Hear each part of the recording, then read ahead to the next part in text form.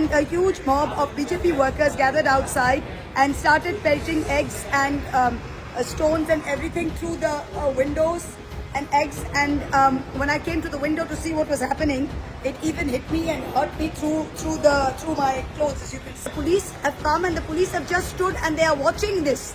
They are watching the fun and they have put the BJP workers on the side. They have not dispersed the mob and they are waiting for me to get into the car, after which the BJP will heckle me, throw eggs. Not that I'm not bothered about all that, but I'm not going to run away from here. Bengal में आज जो कुछ हो रहा है, क्या वो पूरे देश में होने जा रहा है? विपक्ष के नेताओं को बीजेपी के गुंडे जहां तहां पीट रहे हैं। क्या लोकतंत्र और कानून के राज के हिमायती इसे चुपचाप देखते रहेंगे? अगर इसी तरह का एक पॉलिटिकल कल्चर इस देश में बन जाएगा, जहां जिस पॉलिटिकल पार्टी की सरकार होगी वो विपक्ष के लोगों को इसी तरह से धमकाएगी, डराएगी, उन्हें जीने नहीं देगी, राजनीति नहीं करने देगी, तो ये भी हो सकता है कि उन राज्यों में जहां बीजेपी की सरकार ना हो और बीजेपी विपक्ष में हो, तो इस तरह का एक पॉलिटिकल कल्चर अगर पनपता है तो ये नुकसान भाजपा को ही होगा। नमस्कार, इस खास कार्यक्रम में आपका स्वागत है। मैं हूं आरफा खानम शेरवानी। जो वीडियोस आप अपनी स्क्रीन पर इस वक्त देख रहे हैं, यकीन नहीं होता कि ये वही भारत देश है जहां लगभग 8 दशकों से चुनाव हो रहे हैं, चुनाव शांतिपूर्ण हो रहे हैं। ये एक ऐसा देश है जिसको अपने आप पर गर्व होता था। मुझे भी एक भारतीय नागरिक के तौर पर, एक पत्रकार के तौर पर गर्व होता था कि यहाँ सत्ता का शांतिपूर्ण हस्तांतरण यानी कि पीसफुल ट्रांसफर ऑफ पावर होता है। एक पॉलिटिकल पार्टी आती है, वो सरकार बनाती है, उसके बाद चुनाव होते हैं, जनता का फैसला होता है कि क्या वो अगली इसी पॉलिटिकल पार्टी को मौका देगी या दूसरी को देगी, और इसी तरीके से आम तरीके से शांतिपूर्ण सुचारू रूप से चुनाव होकर सत्ता परिवर्तन हो जाता है। अब लगता है कि भारत में वो दिन गुजर गए। इस वक्त स्क्रीन पर देखिए आप महुआ मोइत्रा, तृणमूल कांग्रेस पार्टी की सांसद, वो जुझारू नेता, संघर्षशील नेता, वो बहादुर नेता जिनके साथ क्या कुछ नहीं किया इस पॉलिटिकल पार्टी और साथ में इसके कारोबारी जो मित्र हैं उनके असर में। और फिर भी देखिए आप किस तरह से जुझारू रूप से महुआ अड़ी हुई हैं। आप ये देखिए फिलहाल स्क्रीन पर महुआ मोइत्रा जी के ऊपर अंडे मारे जा रहे हैं। जी हाँ, डंडे नहीं, अंडे। अपने आप में ये कितना खतरनाक है, ये डंडे से भी खतरनाक है। इस तरह से अंडों से इस तरह से बौछार करके महुआ मोइत्रा को जिस तरह से पूरे तरीके से समझिए कि नज़र बंद जैसी स्थिति है। कई घंटे महुआ मोइत्रा बंद रही यहाँ पर। मैं ये भी चाहती हूँ कि आप इस वीडियो को देखिए, ये कई मिनट लंबा वीडियो है और इस वीडियो में आप देख रहे हैं महुआ मोइत्रा साफ तौर पे कहती हुई नजर आ रही हैं कि मैं चाहती हूं कि आप सब लोग देखिए सीआरपीएफ कैसे मूक दर्शक बनी हुई है, देखिए पुलिस कैसे मूक दर्शक बनी हुई है, कैसे बीजेपी के गुंडे, वो बाकायदा ये कह रही हैं कि इनमें से ज्यादातर लोग, ये पूरी जो भीड़ है, ये हिंसक भीड़, इसमें एक एक आदमी की पहचान हो चुकी है कि ये लोग तमाम भाजपा के कार्यकर्ता हैं।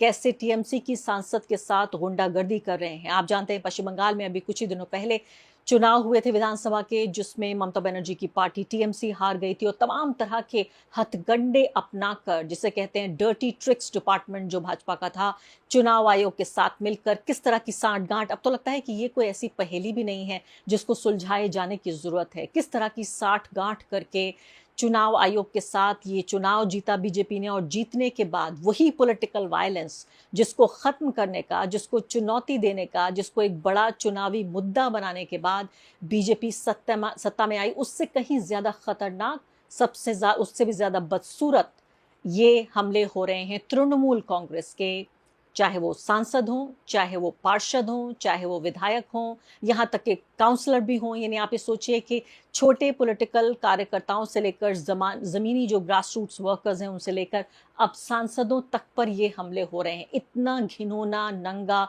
हिंसा का ये नाच हो रहा है। ये अपनी स्क्रीन पर देखिए कि आप किस तरह से महुआ मोइत्रा ये कह रही हैं कि पुलिस वॉचिंग द फन, ये पूरा मजा ले रही है पुलिस इस बात का, और मेरे ऊपर जो है पत्थर और अंडे बरसाए जा रहे हैं। महुआ को सुनिए। Hello, sir, this is a video for Siddhinath Gupta, the DGP West Bengal, who is no longer picking up my phone. Sir, I had called you as the minute this happened. I'm doing a meeting in my party office inside private premises in my constituency, and a huge mob of BJP workers gathered outside and started pelting eggs and stones and everything through the windows and eggs. And when I came to the window to see what was happening, it even hit me and hurt me through my clothes, as you can see. And the reason I'm putting this out there is that the police, I never came. I called you, you asked me for the location which I gave, and after that the police have come and the police have just stood and they are watching this.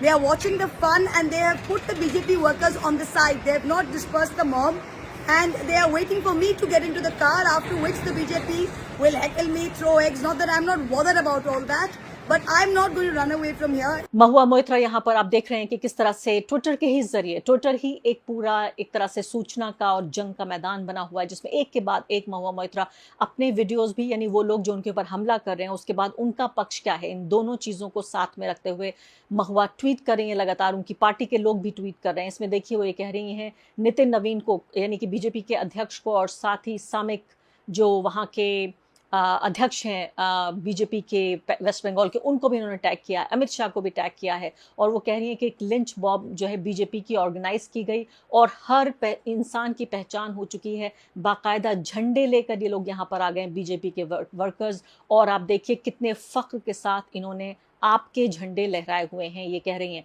अब police को tweet कर रही हैं। तो आप ये देखिए महुआ मोइत्रा एक ऐसी सांसद जिनकी मैं कायल रही हूँ, उनकी बहादुरी की, एक महिला होने के बावजूद भी आप देखिए कितना समाज इन महिलाओं को, हम जैसी महिलाओं को दबाता है, कुचलता है। लेकिन महिला एक जब सशक्त हो जाती है तो किस तरह से वो पुरुषों के आगे, किस तरह से पूरे आत्मसम्मान के साथ और बल के साथ खड़ी होती है और हार नहीं मानती।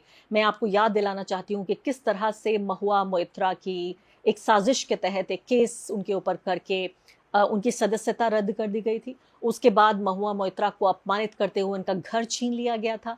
फिर महुआ दोबारा उन्होंने चुनाव लड़ा और दोबारा चुनाव जीता उन्होंने हार नहीं मानी। उन्होंने बिल्कुल किसी तरीके से हार नहीं मानी, किसी भी तरीके से उन्होंने अपने आप को एक शिकस्त देती हुई, एक शिकस्त हासिल हुई महिला का टैग अपने ऊपर नहीं लगने दिया। महुआ किस तरह से बिल्कुल मैं कहूँगी सीना तान के खड़ी रही इन लोगों के सामने। अभी महुआ मोइत्रा के साथ ही ये सब कुछ हो रहा है। ये कह रही हैं वेस्ट बंगाल पुलिस, और साथ साथ डीजीपी को टैग करते हुए 2 घंटे से आपकी पुलिस सिर्फ खड़े होकर तमाशा देख रही है, ये मजा कर रही है आपकी पुलिस।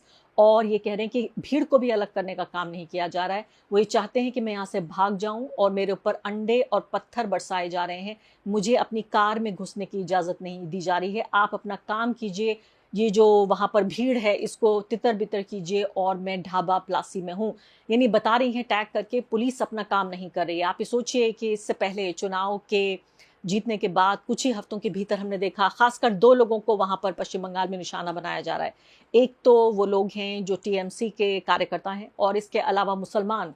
अगर टीएमसी का कार्यकर्ता और नेता हो और मुसलमान हो तो 2 गुना नहीं 3 गुना शिकार होगा। लेकिन अगर आप मुसलमान नहीं भी हैं तब भी आप शिकार बनाए जाएंगे। अगर आप टीएमसी से आपका संबंध है तो वो सीधे तौर पर यहाँ पर ये कह रही हैं कि दूसरा वीडियो भी सामने आ रहा है जिसमें महुआ मोइत्रा को टारगेट किया जा रहा है। अलग अलग एंगल से ये है। उसके बाद कई घंटे एक तरह से नजरबंद या मैं कहूँगी अगवा किए जाने जैसी स्थिति सहने के बाद महुआ मोइत्रा निकली और उसके बाद अपनी कार में बैठी। वहां जो पत्रकार मौजूद थे उनके सवालों का जवाब भी दिया। सुन लेते हैं।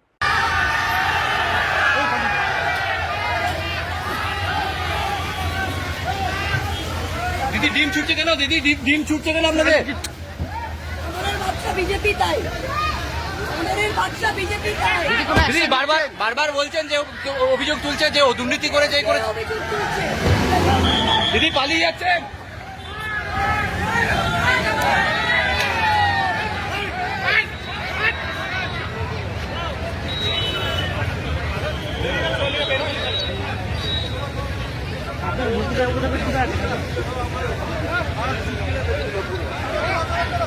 और आगे बढ़ने से पहले एक अदना सी गुजारिश कि आप मेंबर बनिए मेरे चैनल का आरफा खानम शेरवानी। अगर आप मेंबर बनते हैं, आपके समर्थन से आप मेरा हाथ मजबूत करेंगे, इतना मजबूत कि मैं सत्ता का कॉलर पकड़ के सवाल पूछ सकूंगी और जो हमारे समुदाय में हाशिए के जो तबके हैं उनकी आवाज उठा सकूंगी। आप यकीन जानिए आपका एक छोटा सा सहयोग मेरे लिए इतना बड़ा होगा जिसके लिए आप अंदाजा भी नहीं लगा सकते। इसके अलावा सबसे ज्यादा आप ये देखिए कि किस तरह से महुआ मोइत्रा के साथ मैंने बताया पहले भी साजिश करके उनकी सदस्यता छीन ली गई थी, लेकिन उसके बावजूद भी महुआ आप देखिए झंडा लहराते हुए टीएमसी का किस तरह से एक जुझारू महिला की तरह यहाँ पर खड़ी हुई हैं, झंडा थामे हुए हैं और एक के बाद एक वो बातचीत भी कर रही हैं। कम से कम ये तो नहीं है कि महुआ अपनी पीठ दिखाकर भाग गई हूँ, ऐसा तो नहीं है कि महुआ एक तरह से एक बुज़दिल व्यक्ति के तौर पर यहाँ भाग गई हूँ। क्या इसी तरह के लोग बचेंगे? क्या इस तरह के लोग ही होंगे जो भाजपा का सामना करेंगे? ये मैं आपके सामने सवाल छोड़ जाती हूँ। कमेंट सेक्शन में बताइए कि क्या आपको लगता है कि महुआ मोइत्रा जैसी जुझारू औरतें, जुझारू सांसद हमें चाहिए? बीजेपी जैसी बहुसंख्यकवादी और जो ये पूरी हिंसक एक पार्टी के तौर पर तब्दील हो रहे हैं उनके पार्टी कार्यकर्ता, देखिए पश्चिम बंगाल में क्या इसी तरह के लोग सामना कर पाएंगे? अब मैं आपको बताती हूँ, अभी देखिए क्या हो रहा है। दूसरी तरफ आप देख रहे हैं टीएमसी के वर्कर, अभी वीडियो आपको दिखाती हूँ। यहाँ पर पत्रकार हैं ये, उन्होंने मुकेश कुमार, उन्होंने ट्वीट किया है। वो कह रहे हैं पश्चिम बंगाल में आज जो कुछ हो रहा है क्या वो पूरे देश में होने जा रहा है? विपक्ष के नेताओं को बीजेपी के गुंडे जहां तहां पीट रहे हैं, क्या लोकतंत्र और कानून के राज के हिमायती इसे चुपचाप देखते रहेंगे? ये टीएमसी के पार्षद को पीटे जाने का वीडियो है। इससे पहले महुआ मोइत्रा के घर पर हमले का वीडियो आ ही चुका है। आइए देख लेते हैं वीडियो।